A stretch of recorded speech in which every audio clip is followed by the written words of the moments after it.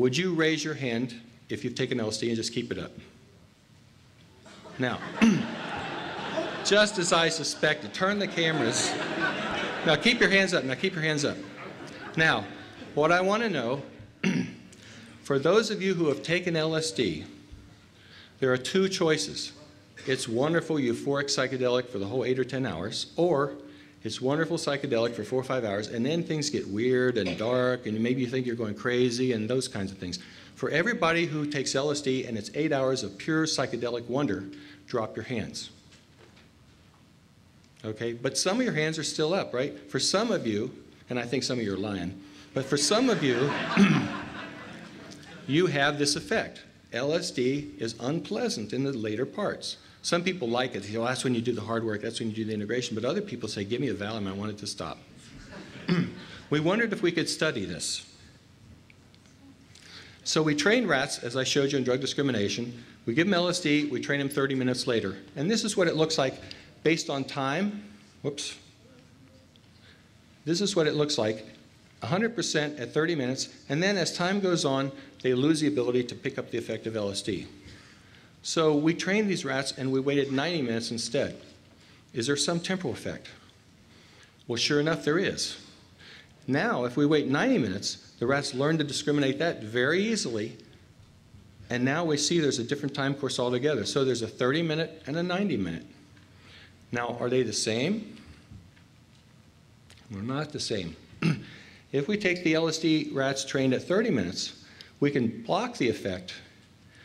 This somehow got screwed up, but we can block the effect with a molecule that blocks the serotonin 2A receptor, but not with Haldol, a drug which blocks the dopamine D2 receptor. In the LSD-90 rats, we can't block the effect with drugs that block the serotonin 2A receptor, but now a dopamine receptor blocker does block the effect. So LSD has two different temporally related pharmacology effects in rats. Early on, it stimulates serotonin 2, go sit down. Early on, it stimulates serotonin 2A receptors, and later it stimulates dopamine receptors. So now there's a pharmacological basis for why that happens. I still have 2 minutes. What the heck, I use heck, what the heck's going on? The key here is that I think that LSD forms a metabolite for some people. Eli Lilly had a compound called lurgitrol years ago, and when you develop a new drug, you have to characterize its metabolites in humans to see are they toxic. Maybe the drug's safe, but it might produce a toxic metabolite. So they were using an assay for dopamine receptor stimulation, which involved the inhibition of prolactin secretion.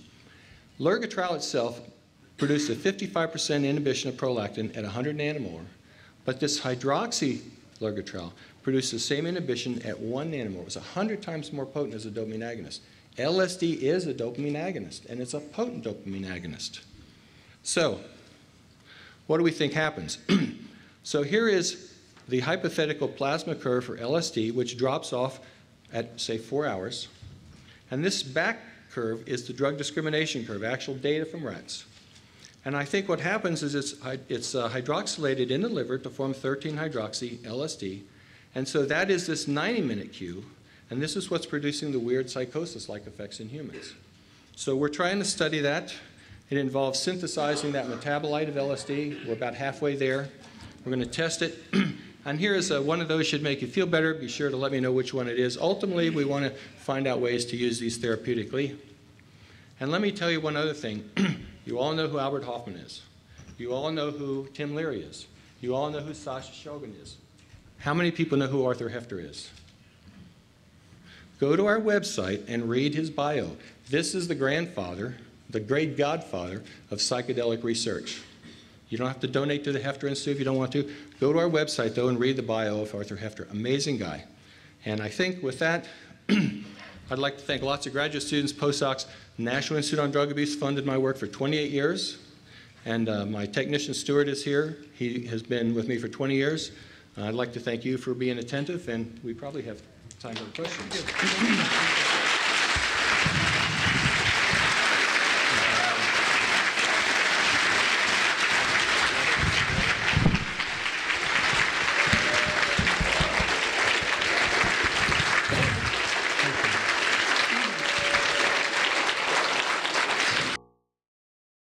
He's asking what I know about the kappa opioid receptor, which is the target for salvinorin A. I was interviewed for by CNN on that, and they asked me, what do you think about salvinorin and salvia? I said, it's like Shakespeare said, much ado about nothing. It's a very potent psychoactive drug, but I wouldn't call it psychedelic. I don't think it's mind manifesting in that sense. It's a very different mechanism of action. Most of the people I know who have tried it have no desire to try it again. They didn't get any particular illumination. If you take high doses, it can have some very powerful effects. I agree with you. But I think you've got a completely different mechanism. And they developed kappa opioid agonists years and years ago as an attempt to make non-addictive painkillers. And every one they developed produced what they called psychotomimetic effects, dysphoria.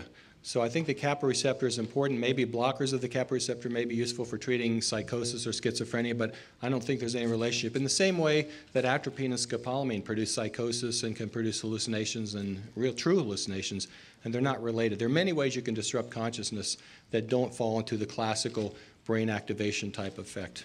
Yeah, he's asking about glial cells. The role of glial cells in the brain, they support neurons, they produce growth factors, a lot of things. Nobody really understands their role. It's like dark matter, right? What 90% of the universe is dark matter, but we don't know what it does. There is a lot of interest in glial cells, but I don't think anybody's demonstrated relevance to psychedelic states at this point in time. So you have a serotonergic and a dopaminergic phase for LSD. I was wondering, is the dopaminergic phase, is that because the serotonin receptors are faster to desensitize the dopamine receptors? So his question is about the serotonin versus the dopamine role of LSD. The thing that I didn't tell you is that when you activate serotonin 2A receptors, about 2 to 3 hours later, the dopamine system becomes supersensitive. So part of this profile is that the activation of 5-HT2A receptors by LSD actually leads to a sensitization of dopamine receptors, and then the production of this highly potent dopamine metabolite is hitting sensitized dopamine receptors. So I think LSD is metabolized like lots of other things, is sort of is decreasing at 4 hours or so, and it's the accumulation of that metabolite. That's my hypothesis. Thank you. I might mention that dopamine effect is a dopamine D4 receptor, which nobody knows much about, and we've identified LSD as it principally activates D4 receptors. Dr. Nichols, I'm very interested in this kind of psychotomimetic effect of the hydroxy metabolite and what role it might have in naturally occurring ergot alkaloid effects in humans that are not psychedelic. I'm thinking particularly of the controversy around the Point Esprit incident in the early 1950s in France, where a town was affected by something that created kind of a mass psychotic reaction. Yeah, I think, well, the hands in here look to me like maybe 15 or 20% were people that experienced this second phase. This would happen probably with any ergot. It happened with lurgotril. And if it's as potent as I think, it could well be, even though those are weakly stimulating serotonin receptors, they still could be leading to a sensitization. So it may well be that if you had a village that was ingesting ergot, for example, there might only be a certain percentage that would be fast metabolizers that would produce enough of that, and maybe those are the people that got acutely ill. So that's one hypothesis. Thank you. So wondering if you had any commentary or remarks about 2 papers that were published last year concerning endogenous hallucinogens, specifically the sigma-1 system and what they're calling a trace amine system, and how that might correlate to consciousness. Is Nick Cozy in here? I tend to think that if serotonin 2A receptors are activated, they're activated by serotonin. I don't think you need the intermediacy of DMT, for example. Sigma-1 receptors, personally, I don't have evidence for this, but my personal opinion is that the affinity of DMT for the sigma receptor is too low to be relevant. There's a lot of controversy. Nick Cozy, for example, is working on try to find out. You could have higher local concentrations. I tend to subscribe right now to the serotonin 2A hypothesis because in the circuitry of the brain, that receptor is located in all the areas you need to really affect this thalamocortical consciousness process. And I don't think there's any evidence for sigma receptors to be involved at that level. But I can't say it's not, but I basically don't subscribe to that particular theory at this time. Okay, thank you. I'm very curious about the immunomodulatory effects and the anti-inflammatory effects of psychedelics that might be mediated, in your opinion, outside the CNS and being a peripheral mechanism. Yeah, those studies were done in rat aortic smooth muscle cells, and they were done, the assay they used was to add TNF-alpha, tumor necrosis factor alpha, and it activates a series of inflammatory cascades, ICAM, NOS, some other things. They were able to completely, after adding TNF-alpha, they were able to completely block that effect with 20 picomolar DOI up to 4 hours after TNF-alpha. And if you know what biologics are, Enbrel, they block TNF-alpha receptors. This would be a psychedelic completely shutting down the effect of TNF-alpha, which theoretically, and they're using a rat cardiovascular disease model. Theoretically, we could all be taking 100 micrograms of DOI and stopping the progression of our atherosclerotic process. He's been trying to get a grant funded to actually take it into a mouse model of atherosclerosis. The first review, the grant viewer said, well, everybody knows that 5-HT2A agonists activate the immune system and produce these effects. Well, it's not documented. There are anecdotal reports, and I think maybe some of the anecdotal reports of people having their allergies went away or certain, I think that actually may be related to the psychedelic actually having a physiological effect in interrupting an inflammatory chain. Nobody's looked at that. He didn't expect that this would happen. He was just sort of laughing at the postdoc, like, yeah, put a psychedelic in your inflammatory model, and yeah, nothing's going to happen. He didn't believe the first results, so went back, reproduced the whole experiment himself, and got exactly the same number, 20 picomolar, which, as you may know, is an unbelievably low concentration. Okay, thank you. Could you say a few more words about the receptor simulations you're doing? Are these molecular dynamic simulations? Yeah, we have an in silico activated beta-adrenergic receptor that, do you know something about the receptor crystallization of the beta receptor? It was crystallized with basically an antagonist, inverse agonist. So it's splayed out where this antagonist bound in. We took it out and we put an agonist called isoproterenol in. We did molecular dynamic simulations in a bilipid membrane with explicit water. It's a 60,000 atom ensemble. We had 240 nanoseconds of simulation with constraints to pull it in around the isoproterenol.